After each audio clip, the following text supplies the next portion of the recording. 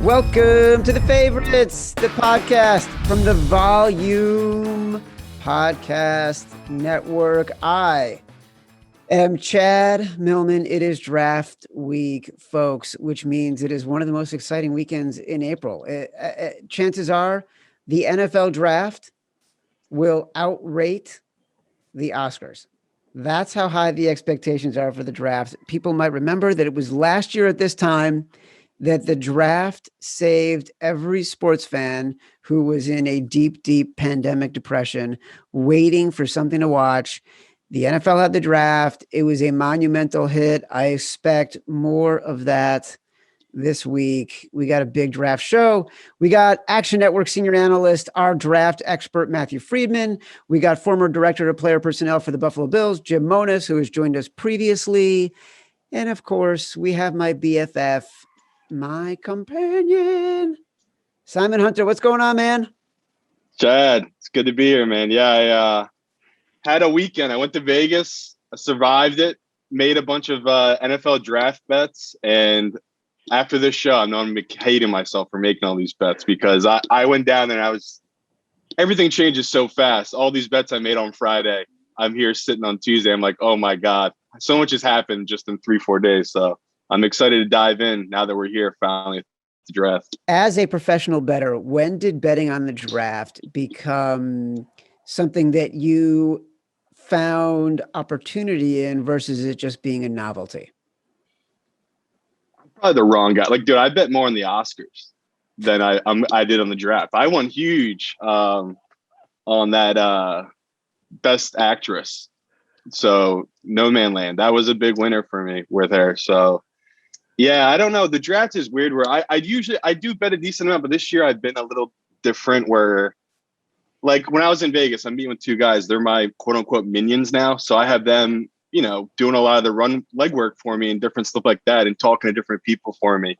And a lot of people are just so dumbfounded by this draft class and what's going to happen. And I'm excited to hear what these guys are going to say about this draft, because I think what's so exciting for me about this upcoming draft, other than people being there, which is great to see, we have things are getting back to normal, is just how much speculation, how much unknown there is going into this draft. We know what the top 2 picks are going to be. We think we know what number 3 is going to be, but there's so many little things that can happen this year in the draft that it's going to be really fun to see what happens at 4, and that just sets off a whole chain reaction for the whole draft. So I'm really excited to dive into it. Well, look, I don't want to wait. I don't want to delay. Friedman obsesses over this stuff. Monis, knows this like the back of his hand and now practices in the art of gambling. This is a quarterback heavy draft.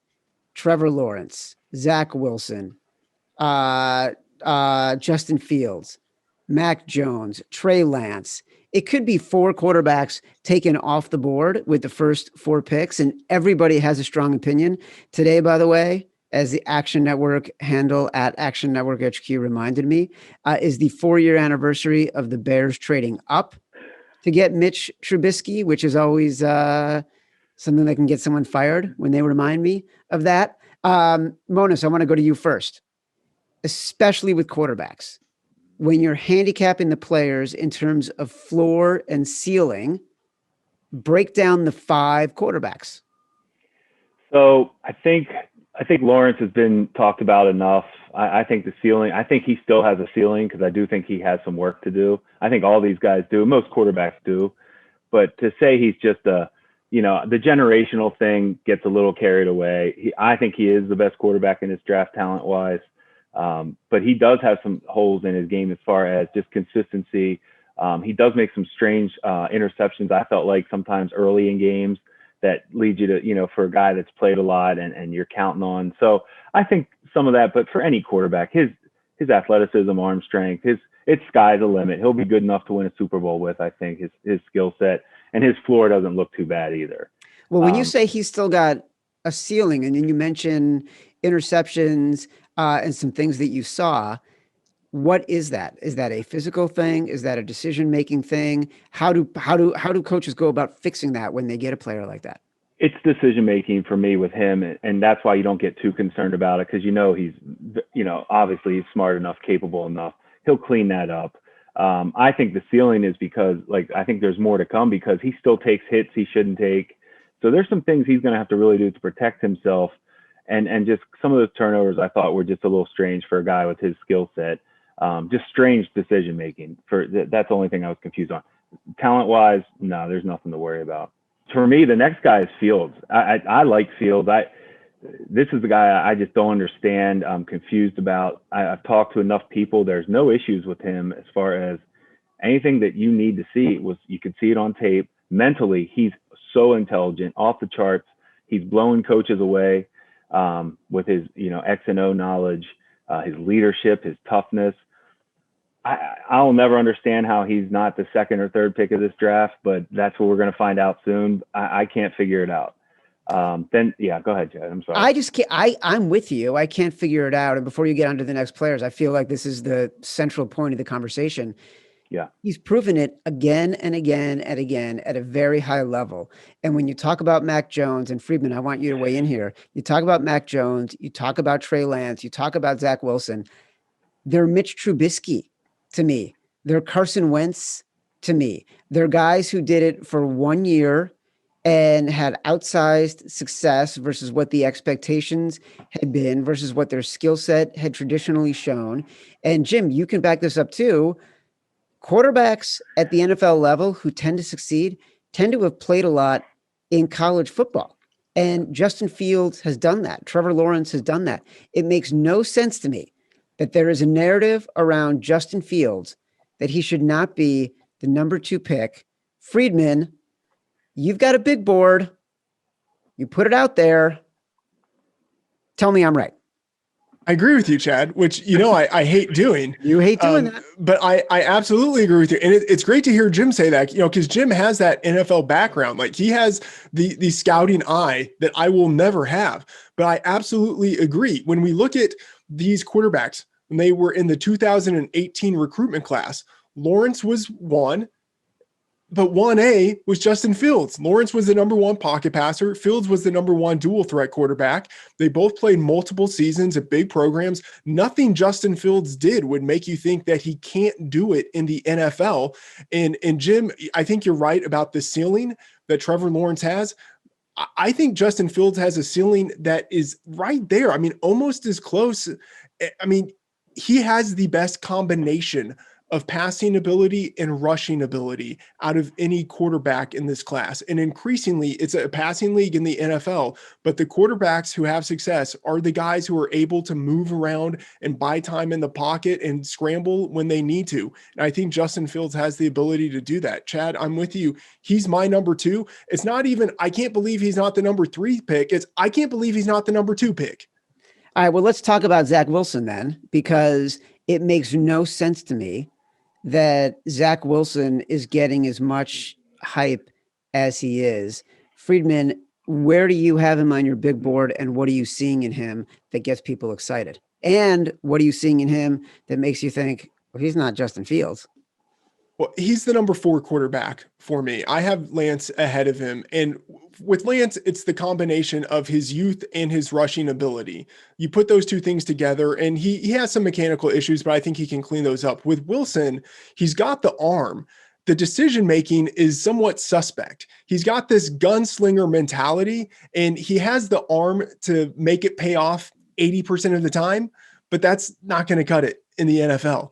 And he's a decent runner, but not a great runner. And so you put all of that together, combined with the competition. He played subpar competition all of college. And the fact that he really has only 1 year of doing it well. And it was a weird season. Like, the 2020 college football season was not a representative season of what we normally see in the college ranks. And so you put all that together, and for me, that makes him number 4. Monos, where do you have Zach Wilson, Mac Jones, Trey Lance? I like Wilson 3, and then I would probably go Trey Lance 4 and Jones 5.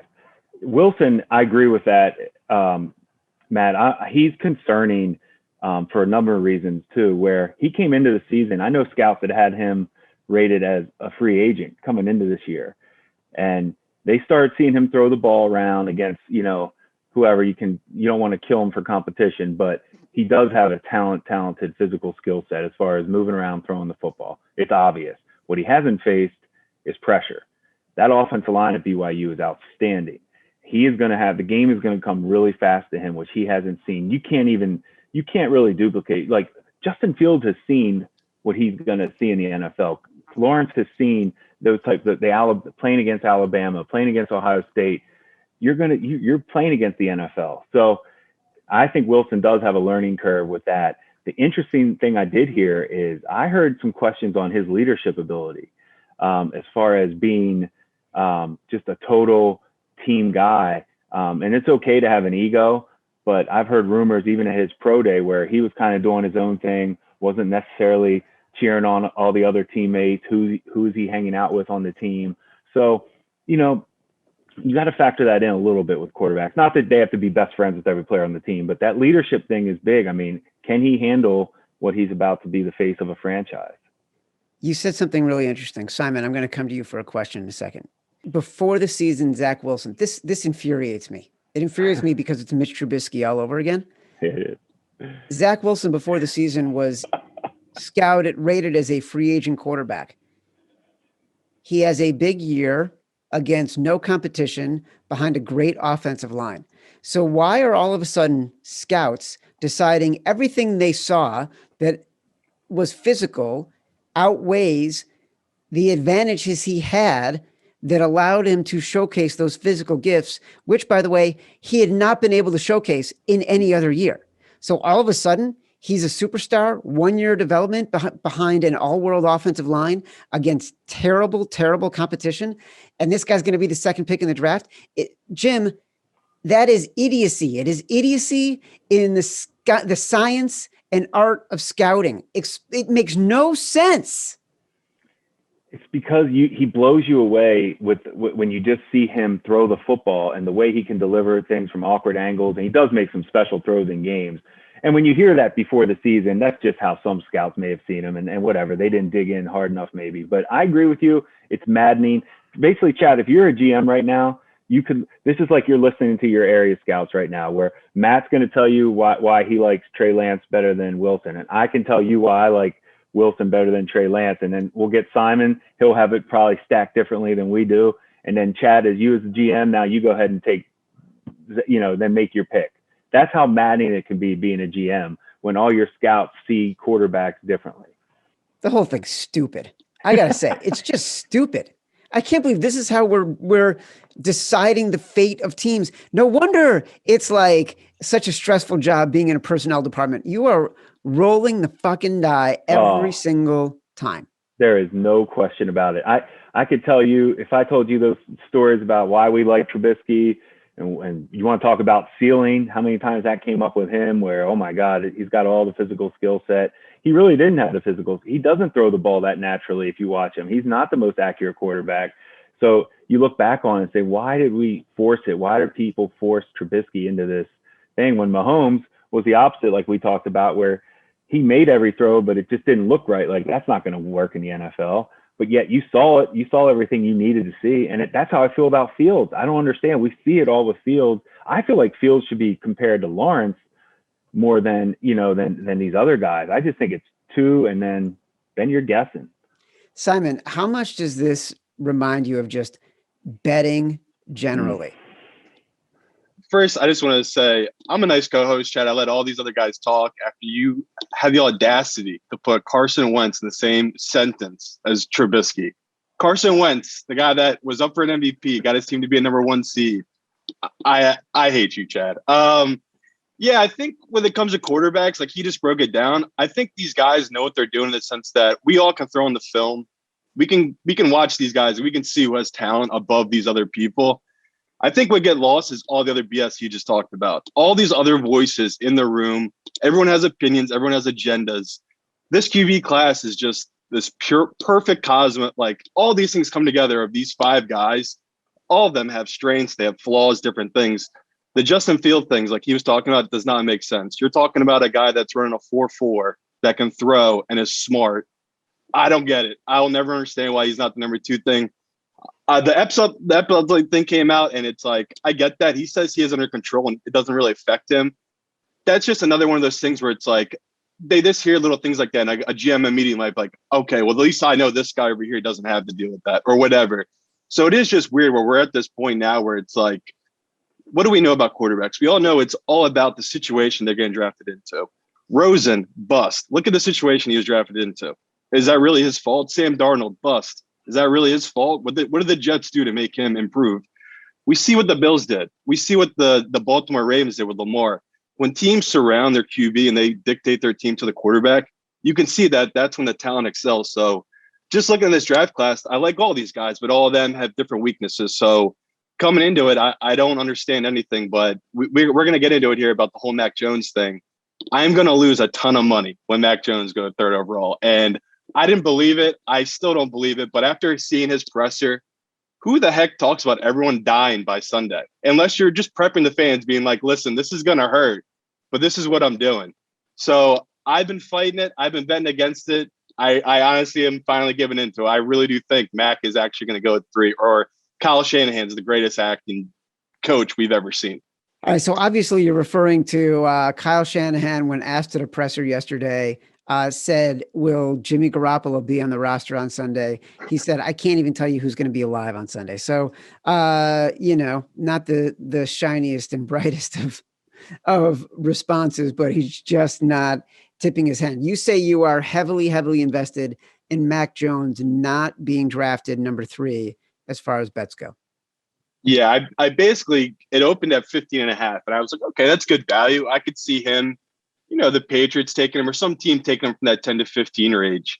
And then all the hype came out about, Chris Sims came out and said, like, he was the first one, I believe, to say Mac was going to go in the 3 spot. And I know he's close to Shanahan. So of all the people that would know this, it is Chris Sims. That guy is actually friends with Shanahan. But at the same time, I was like, Shanahan knows he's in the media. I think he might just be trying to have people look one way while he's going another way. So, yeah, man, once it moved to 3.5 over under at a plus number, I was just like, in what world is the 5th rated quarterback on almost everyone's big board going to be the 3rd pick overall? They gave up 3 first-round picks to get this guy, and people are comparing him to Kirk Cousins. 3 first-round picks for Kirk Cousins. In what world do we live in? So I'm heavily, heavily bet where I could win these other bets. I have a lot of different bets and stuff. Like I've been following Matt Freeman, the Action Net, betting his stuff. But holy heck, man, if he goes 3rd overall, yeah, Chad, I'm going to be hurting about like $10,000 to $12,000. Nice drop, by the way. Very important. Follow everybody. Follow Friedman. Follow Raybon. Follow Simon. Action Network app. See what their picks are. Incredible, tremendous amount of coverage led by Matthew Friedman, but also Chris Raybon, Samantha Praviti, Sean Corner, the whole entire Action Network team. Pretty amazing draft coverage. If you're the type of person who watches the draft, Friedman, I want to start with you. What is the best way to approach betting on it so the experience is a little bit better? Well, I should just say Simon's on the anti-Mac Jones train. I'm very much on the Mac Jones train. And so if Mac Jones goes number 3, it doesn't matter if I lose all of my other bets. Like that will be pretty much what makes the weekend for me. So I'm hoping that happens. But I also have some Trey Lance. And I should say there's a chance that Trey Lance, he's still very much live to go number 3. I don't think that's probable. I think it is likely to be Mac Jones. And so if you are someone who watches the draft and you want to have more long shots, if that's the kind of type of, sports speculation you want to have on this event, then I think Lance Jones to go number 3, you can put some money on that. It's not likely to happen. If it does happen, you're going to be very happy. There are some other ways that you can play the top 10. If you think of it more as investing, then you'll probably want to be a little sharper, take some overs and unders. And again, look at what we have in the Action Network app. We also have the Insiders tool at Action Labs, where we break down our edges for each of the prop bets that are on the market. And so that's more of the investing type of strategy. But if you want to have fun, if you want it to be more long shots, then there are definite ways to play it. And you could do that by matching up players with teams, right? So you think, okay, Devontae Smith, I think he's got a chance to go number 6 to the Dolphins. And you can bet that at some pretty good plus money. That is the way to do it if you want to speculate versus invest. All right. So Jim, if you are, a couple of years removed from being the player personnel director for the Bills, now you like to gamble. How are you approaching betting on the draft? What do you expect this experience to be like for you? This has been fun. So I put some stuff in last week a little bit. Matt, you're making me smile because I took Smith to go top 10. That was one of my. I feel like somebody's got to take him. Just I know it's going to be hard with that weight. I mean, you are betting against. I mean, he is. History says no, but he was so talented, and I just feel like somebody will take a shot on that talent. But this will be fun. I was telling Matt before we started the show about trust me on this. In every draft room in the NFL, scouts, how do you think we got through the draft? I mean, we're all looking at each other like, oh, I know he's going in the second round. No, he's not. He stinks. And then that's how you start betting in the draft room. It's a little smaller than probably what, but I'm telling you right now, there's some good gambling going on in every draft room. So it's always been done. Now it's just, getting talked about more. But in the inside, there's some nice betting going on. Do you remember your biggest bet as when you're in the scouting ranks? I remember just talking to, we didn't think the year the Bills took Eric Wood. I think he was the first center selected. I have to go back and look to make sure I get this right, but Alex Mack, I think we bet that there would only be one center taken in the first round. And I think they ended up being two. And this was I was like, there's no way anybody's going to take another center after Mack. And ended up, I think Wood was at the end of the Bills took him. And we were like, oh, man, we looked at each other like, I remember just putting out the money, boom. So that was one that I remember I lost on. Freeman, you're shaking your head. Do you remember that draft? Is that what you're referencing? Yeah, absolutely. Two centers in the first round. You hardly ever see that. That was the 2009 draft. And both guys ended up becoming very good players. Very good players. And you had Max Unger going in the second round, who also became a Pro Bowler. Like the top three centers going in the top 50 picks, all of them actually panning out. A great class for centers. You are channeling your inner Mel Kiper right there, Freeman. Full recollection of every single center taken in the first 50 picks in that draft and how they did in their career. So Chad, would you be happy with the Bears trading up for Justin Fields if he's there at 10? Of course. That's a possibility. Keep getting hyped about Andy Dalton videos that they're posting on Twitter and Instagram that then immediately get made fun of by every single NFL meme account that exists in social media. Like, I honestly don't understand why the Bears would keep Nagy and keep Ryan Pace around for a year if the best they're going to do is Andy Dalton. That's not going to get them to the playoffs. It's not going to get butts in the seat. It's not going to make people want to sign up for season tickets. It's not going to make the team excited. There's zero upside in signing Andy Dalton, other than the fact you've got someone who can line up behind center. So I think you have to leverage the future to get a guy like Justin Fields, who's actually proven it. That's it. Oh, no, I agree. If he gets to 9 or 10, he probably will 9. The Bears or the Broncos will probably take, you would think, if they like Fields. But if he gets to 10, I think the Bears make a move. How could Justin Fields get to 10? Let's play this out. Let's play out the top 10. Let's play at the top 10. Friedman, go ahead. I want to hear your top 10 and tell me how Justin Fields ends up dropping that far. So one, I should just say blanket statement. There's been a great study on this done by Benjamin Robinson, who runs the site Grinding the Mocks. He did a study showing that quarterbacks fall in the draft relative to where they are mocked. And intuitively, you could kind of sense that, mock drafters will hype these guys up and then quarterbacks will fall. We saw it 2 years ago with Drew Lock, who is regularly mocked in round 1 and went to round 2. Even Dwayne Haskins was expected to go in the top 10, fell to number 15. And how it could break out on this board, we know the top 2 guys. We'll say Mac Jones goes number 3, Kyle Pitts number 4, Jamar Chase number 5. And then you have the Dolphins, who are locked into a wide receiver. Let's say they go Devontae Smith, number 6. You have the Lions at number 7. And you have Penei Sewell, who is the best offensive tackle in this class, he's a guy they could build around for the next decade. He could be their left tackle. So let's say they take him at number 7. Rashawn Slater at number 8 is a guy who is right in that range. Or you could have the Panthers go with J.C. Horn. They're linked to both of those players. Let's say they go Rashawn Slater, number 8, because they want a left tackle, a franchise left tackle for their new quarterback in Sam Darnold. And then at number 9, you have the Broncos with 2 quarterbacks on the board. And let's say they prefer Trey Lance. That would be, I think, a mistake, but it could happen because other franchises ahead of them made the exact same mistake. And that's how you get to Lance coming to the Cowboys at number 10. They're not going to take him. They're looking for a cornerback. And now all of a sudden you have the Giants sitting there at number 11 with a GM who's never traded down, who actually now the first time in his career might trade down, because at number 11, you have this quarterback there who is one of the best in the class falling out of the top 10. It's not as costly for the Bears or the Patriots, for some other team to trade up to number 11 to get him. At that point, it could really happen. Simon, you're shaking your head.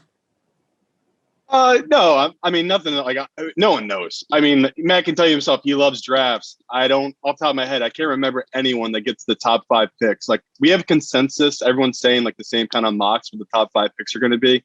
That's a guarantee that top 5 picks are not going to be exactly what everyone's saying. That's just how the draft goes. Like, teams do weird stuff. The Bears traded for Mitch Trubisky. That was weird. I did not see that coming. So, you know, that's what I bet on. Like, I'm betting the over Pitts over 5.5 just because it's a good plus number. And it's like, I get it. This guy is next level talent. Let's just go through the tight ends NFL right now. They're the best. Waller, that guy was not a top, 3 or 4 round pick. Travis Kelce, this guy was not a top pick. Kittle was not a top pick. So I love Pitts, but just on the value scale, these GMs, they have the same board I have. Like, that value compared to the quarterback is so low. Atlanta's GM is a new GM. That'd be a very dumb pick to take Pitts there. I get the upside for the team in the future, but that's the kind of thing you need to trade for assets because your team is terrible and you need more players and you're in cap hell, or you just take a quarterback because Matt Ryan's going to be gone in 2 years. That's not one of those where it's like, yeah, let's take a tight end that's incredible and can have 1,000 yards at 10 touchdowns. It just doesn't make any sense logically for the Atlanta to make that pick. I'd love to hear what Jim has to say about this coming from that NFL insider perspective. Simon, the one area where I will push back, and I don't disagree with the idea of the valuation. I don't think it makes a lot of sense to take a tight end that high. Where I will push back is that Atlanta has shown their hand and they've already indicated they're not going to take a quarterback. Now, given that they're not going to take a quarterback, whether they should or shouldn't, that's the mindset that they have. They have Matt Ryan. They feel that they can win now if they add another pass catching talent in that offense. A team is not going to trade up with Atlanta because they know a quarterback's not going number 4. They know a quarterback isn't going number 5. Like, Cincinnati is very locked into that pick. So a team's not going to trade up to number 4 when they could look to trade up to number 6 and still have a passer on the board. So like, that's the one area where I think, although they should look to trade and they probably want to, they've lost a lot of their leverage. So they will probably have to stay put. And if they do that, I do think that they think Pitts is the pick. That's everything that they've indicated. Jim, what's your take on what Simon said about an NFL GM looking at a tight end because this tight end happens to be all world, but that pick not being close to the value that you would otherwise get with other players? I 100% agree with Simon. It's hard. It's a hard swallow to take a tight end that high. And Matt, to your point, that's a really great point. If you feel that strongly that Atlanta's not taking a tight end, then that makes a lot of sense why nobody would want to go up if they're not worried. Pitts is being looked at as a receiver almost. It's almost like they're treating him, which he's not. He's going to play tight end, but they're treating him like a number 1 wideout. And it seems you're going to have to get the value out of him if you're taking him that high. How are you going to take a guy that high that is so dependent on the court people getting him the ball? And that's a big, hard swallow if you're a GM to take a tight end that high. And we all know Pitts is legit talent-wise. It's not that. It's are you going to get the value out of that guy? So let me pick apart something you just said. which also speaks to the idiocy of this scouting science. Yeah. They're grading him as a receiver. That's how they're justifying taking him at number 4. This whole game is justification. How can we justify making this decision that we know we shouldn't make, but we feel like there could be glory on the other side in the 1 in 1,000 chance? You know, the reason Moneyball was a brilliant book and a brilliant movie, and I just watched it the other night with one of my kids, it's because it took the emotion out of the decision making. It took the art. He's got a good body. He can make throws from, across the field that nobody else can make. All these things that get guys excited about talent. Oh, you left the best one out. That when he goes, "Did you see his girlfriend? You see how ugly his girlfriend is?" Yeah. No confidence. Exactly. Right. And so, like, all of these things, that's as much as we think analytics and data is driving these decisions, it's still not. And it's costing teams millions. And the amount of money spent on these teams, the amount of money at stake to build these teams, the amount of money at stake if you win, the fact there is anything less than near perfect unanimity on how evaluations are done, because there is one way to analyze the data, is astonishing to me. The other thing that is interesting to me, Devontae Smith's weight. Yeah. Boy, that's become a stupid fucking conversation. You're telling me that a guy who showed it on the field, who was transcendent on the field, who can make incredible catches, who can run away from people, who can get physical in traffic, because he weighs 165, 170 now, he's not going to be able to add on that weight? Tyreek Hill is 185 and he's 5'10 and he's faster than everybody and does everything that's asked of him. It's like, what are we talking about here? Why are we trying to talk ourselves out of good decisions? Jim, I'm disgusted by your brethren. It's maddening. It is maddening. It is, you could talk to yourself. I always tell people, give me a player. It's like, and you kind of compare it to gambling. I could tell you why to take any team any night. I could talk myself into any team, just like you can talk yourself into and out of a player. You really can. You can drive yourself crazy. I can talk you into Trey Lance. I can talk you out of him. I really believe that. And if I'm with him, if it wasn't such a quarterback heavy draft, I do think he'd be a top 10 pick, because everything you hear is that he's a quarterback that plays wide receiver. Like, he's an actual football savant, where he'll come back to the coaches and he'll be like, tell them exactly how the defense is playing him and how they're lining up and how they can beat that. So if you just watch the footage of him, like we talked about earlier, like I think it was like a month ago, because I was just saying, like, I couldn't believe it. They were saying he was going to drop out of the top 10. And I get it now. Like, all the weight issues, his like workout wasn't the best, yada, yada, yada. I just see a guy that is truly, he's what you look for in a football player. He's super smart, really hardworking, and he can score. He has that natural ability to somehow find the end zone. So we're going to break it all down here, but these wide receivers, you really can't go wrong with any of them. But he's just my favorite because I feel like I know exactly what I'm getting. I'm getting a lock number 2 that has the upside of a consistent number 1. So I do love him, but I can see him now slipping out of the top 10 because what you just said, the whole weight thing, people are really harping on the weight. It's interesting. Friedman, what do you think of that? Devontae Smith, I don't have issues with the weight. What we've seen is that he's comparable in some way. And Jim, I'd like your thoughts on these comps. It's hard to come up with comps with him because there haven't been that many guys in the NFL with his size and his athleticism. He's not like a great athlete, but I think he's like Isaac Bruce or a little bit like Chad Johnson in that he's smaller. He doesn't win with his size. He's not a blazing athlete, but he's just a really good all-around football player, specifically with his route running. And Simon mentioned like his intelligence as well, his ability to see angles, to know where to go versus defenses on the field. And so I think he could have NFL success despite his size and despite his, we'll say, average athleticism. I think he could still have success. The drawbacks for me, and this is more like a numbers-based perspective versus a football perspective.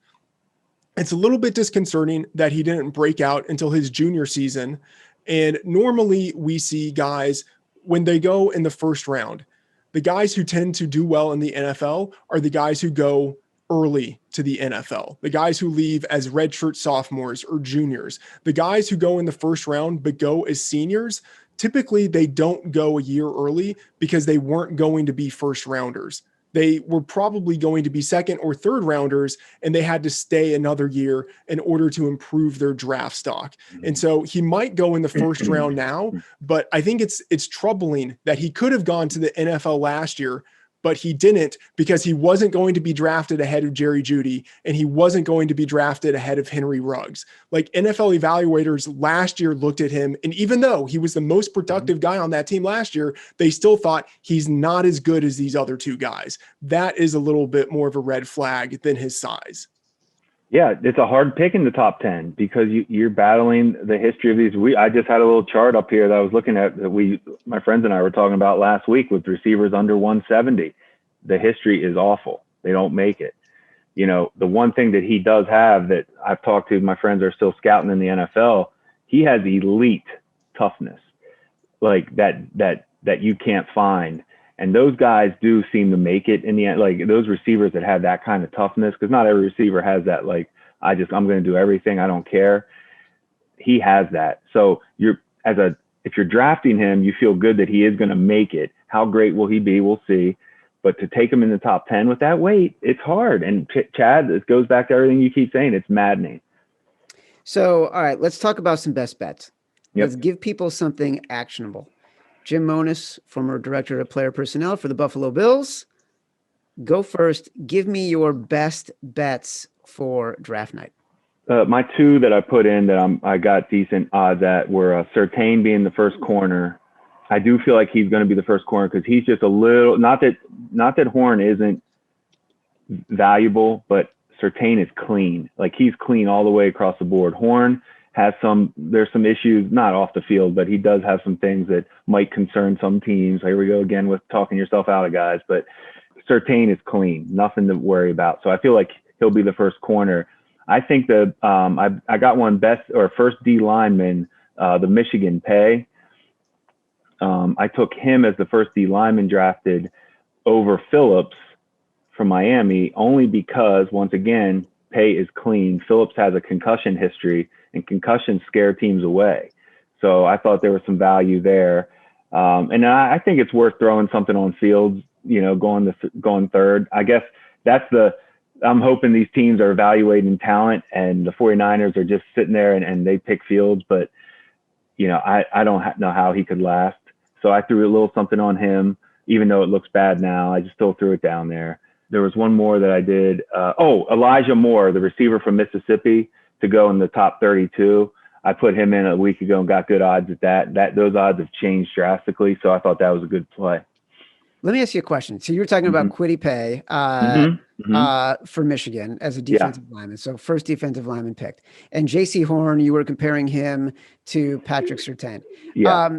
You use the phrase, these guys are clean. Clean. In scouting parlance, what does that mean? Injuries and character issues. You're not worried about anything. So when you hear a guy say they're clean, that is a huge relief, especially picking that high. Got it. That's interesting. That's good terminology right there. That's what they call the inside dope. Friedman, give me your best bets. All right, I've got a few. Some of them aren't very sexy, I'll just say. So two of them aren't sexy. One of them I think is a little sexier. One of the ones that isn't sexy, Trevon Moehrig as the number one safety off the board. You have to pay around minus 400, minus 500 juice on this. So that's a lot. That said, I think he's a lock to be the number one safety. He's going routinely in mock drafts and on big boards you look at. He's going in the 20s and 30s. The two guys who could maybe challenge him, Richie Grant and Javon Holland, they're going routinely in the 40s and 50s. You have Jamar Chase in this class, and the edge that he has over other wide receivers, I think that's the edge that Trevon Moehrig has over these other safeties. This line should be minus 1,000. So to be able to get it at minus 400, you're still laying a lot of juice, but I think there's a lot of value there. He's like 90% or greater to be the number one safety in this class. I'm yet to see a mock draft that has a safety ahead of Moehrig. So love him as the number one safety in this class. Another one, again, it's not sexy. You have to put a lot of juice on it, but under 5.5 quarterbacks. Come on. There are going to be 5 in this class, but there will not be a 6th. There absolutely will not be a sixth quarterback going in round one. It just will not happen. It's happened once in NFL history. It was the fantastic 1983 all-time great quarterback class where you had multiple Hall of Famers, Elway, Marino, Jim Kelly, right? This is not that class. There are 5 guys in it. They're going in round one. But let me put it this way. It's likelier that there are 4 guys in round one and one of them slips all the way out than that there will be a 6th guy that goes in the first round. There just is not a number 6 quarterback in this class who is getting anything close to the kind of hype that you see a guy have before he goes into round one. I think this is like a 1% chance, and even that feels high, of a 6th quarterback going in round one. So you bet this at minus 400, minus 500, bet it to minus 2,000. Like you're not going to have to, but like that is where this number should be. And then the sexier one, the one at plus money, if you look at Washington, they have a couple of pretty big needs. They could go with a tackle, they could go with a wide receiver, and on defense, they could go with a linebacker in the first round. Now, out of the sharp mocks I look at, and over half of them, they're going with a linebacker. But right now, you can bet at plus 200 for them to go with a defensive player. And I think a lot of the books are just thinking that this is an offensive tackle spot right here. But this class, there's not much of a difference between the number 4 offensive tackle and the number 7 offensive tackle. So Washington could easily wait till the second round to get an offensive tackle. And off-ball linebacker at number 19, like that is the wheelhouse for like 3 linebackers who could go there. And that could be someone who immediately steps in and is a starter on day one for their defense. So at plus 200, this should be a coin flip. And if you want to be even a little bit bolder, you could specifically bet at plus 300 for them to take a linebacker. And so whether you go plus 200, plus 300, either one of those, I think there's value there. This should be a coin flip and you're getting great plus money. Thank God you gave us something that actually didn't cost us, $1,000 to make a bet. Simon, before I come to you, can you name the other 3 quarterbacks chosen in the first round in the 1983 draft? Friedman just named Jim Kelly, John Elway, and Dan Marino. Can you name the other 3? No, the only one I could kind of think of is the Jets quarterback, because I watched NFL films the other day and it was like one of the greatest games ever. Was like the Jets guy playing against Marino. You're talking about Ken O'Brien. Ken O'Brien, yes. Selling car insurance. You also could have chosen Tony Eason. Never got that. Todd Blackledge. Blackledge, I would have said that. What a magical draft that was. That's another thing. Like the fact that Marino, you look at that draft, how he fell. This whole thing's a crapshoot. Give me your best bets. So again, I do weird stuff. I'm all about crazy value and looking to be like, if I go 3 for 10, I made a profit betting the draft, because I just like to bet on weird stuff to happen. So right now you can get 50-1 that Fields or Trey Lance will be the 2nd pick overall. So I know it's locked in. I know everyone's saying the Jets are locked in, but again, do we really know? Like they have the same tape I have. This kid played for 3 years at BYU.